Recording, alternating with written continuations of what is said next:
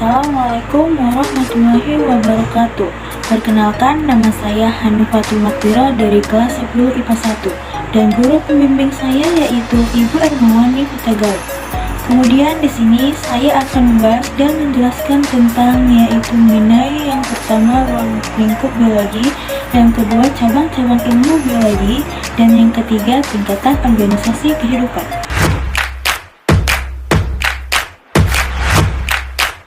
Selanjutnya yang pertama kita akan membahas tentang biologi terlebih dahulu sebelum kita membahas tentang ruang lingkup biologi.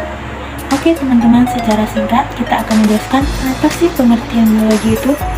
Biologi berasal dari bahasa Yunani yaitu bios yang artinya hidup dan logos artinya ilmu. Jadi biologi itu adalah ilmu yang mempelajari tentang makhluk hidup dan kehidupan termasuk hewan, tumbuhan, dan mikroba. Kemudian kita lanjut ke pembahasan selanjutnya yaitu mengenai cabang-cabang ilmu biologi. Cabang-cabang ilmu biologi terdiri dari sebagai berikut. Yang pertama, histologi, yaitu ilmu yang mempelajari tentang sel. Yang kedua, histologi, yaitu ilmu yang mempelajari tentang jaringan. Yang ketiga, organologi, yaitu ilmu yang mempelajari tentang organ. Yang keempat, virologi, yaitu ilmu yang mempelajari tentang virus. Yang kelima, morfologi, yaitu ilmu yang mempelajari tentang struktur tubuh makhluk hidup. Yang keenam, anatomi, yaitu ilmu yang mempelajari tentang bagian dalam tubuh makhluk hidup. Yang ketujuh, botani, yaitu ilmu yang mempelajari tentang tumbuhan. Yang kedelapan, zoologi, yaitu ilmu yang mempelajari tentang hewan. Yang kesembilan, embriologi, yaitu ilmu yang mempelajari tentang embrio.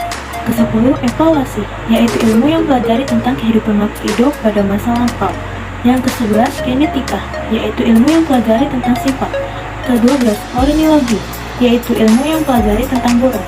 Ke-13, taksonomi, yaitu ilmu yang mempelajari tentang pengelompokan makhluk hidup. Ke-14, ekologi, yaitu ilmu yang mempelajari tentang hubungan timbal balik antara makhluk hidup dan lingkungan.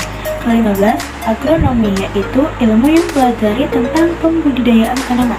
Ke-16, astrologi, yaitu ilmu yang mempelajari tentang benda langit. Ke-17, bakteriologi, yaitu ilmu yang mempelajari tentang kehidupan dan klasifikasi bakteri.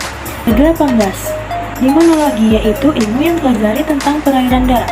Ke-19, filogeni, yaitu ilmu yang mempelajari tentang sejarah evolusi makhluk hidup. Ke-20, ontogeni, yaitu bagaimana suatu organisme berkembang dari bentuk yang sederhana ke tingkatan lebih kompleks. Ke-21, kodionologi, yaitu ilmu yang mempelajari tentang agenesis dan metaboli penyakit yang berkaitan dengan jantung dan pembuluhan darah. Ke-22, patologi, yaitu ilmu yang mempelajari tentang penyakit dan proses terjadinya suatu penyakit. Ke-23, imunologi, yaitu ilmu biomedis yang mencakup studi teknik sistem kekebalan tubuh pada seorang organisme. Ke-24, dendrologi, yaitu tentang pohon maupun tumbuhan berkayu. Ke-25, biologi, yaitu tentang tumbuhan lumut. Kemudian masuk ke pembahasan yang terakhir, yaitu mengenai tingkatan organisasi kehidupan. Tingkatan organisasi kehidupan terdiri dari beberapa, yaitu yang pertama, molekul, yaitu vertikal penyusun sel makhluk hidup yang paling sederhana. Kedua, sel, yaitu unit atau bagian terkecil penyusun tubuh makhluk hidup. Ketiga, jaringan, yaitu sekumpulan sel yang memungkinkan bentuk dan fungsi yang sama. Keempat, organ, yaitu kumpulan jaringan yang memiliki fungsi khusus. Kelima, sistem organ, yaitu kumpulan berbagai organ yang saling bekerja sama menjalankan fungsi tertentu dalam tubuh makhluk hidup. Keenam, individu, yaitu makhluk hidup tunggal atau organisme. Ketujuh, populasi, yaitu kumpulan individu sejenis yang berada pada tempat waktu yang sama. Kedelapan, komunitas, yaitu kumpulan berbagai populasi yang sama. Kesembilan, ekosistem, yaitu ekosistem merupakan bentuk organisasi kehidupan hasil interaksi. Ke-10, bioma. Bioma merupakan dataran yang luas dan memiliki iklim, tanah, tumbuhan, dan hewan yang sama. Dan yang terakhir, ke-11, biosfer. Biosfer merupakan tingkatan organisasi kehidupan yang paling kompleks karena terdiri atas berbagai macam ekosistem yang ada di seluruh dunia.